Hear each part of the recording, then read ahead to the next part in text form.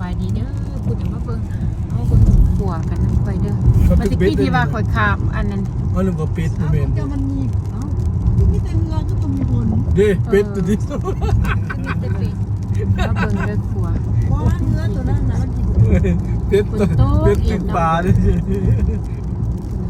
น้องๆนึกว่าเฮือเนาะเว้นเฮือได้เป็ด อันนี้ก็คุกยูเซอร์แฟนระเบียบนั่นมัน นี่เฮามาเซตแฟนสโก แฟน มันจะเฮ็ดด้วยกันเนาะ เป็นโกนะมันหักถ้ามันหักนี่ อุ้ยเขาสร้างมานี่จังหวัดเท่าไหร่จังหวัดเพื่อสิได้ เลิกหรือน้ำเติมอีกแล้วเนาะ อืม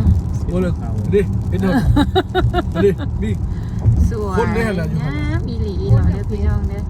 อืม นก หรือว่าคนมาอยู่นี่ นกได้พอนก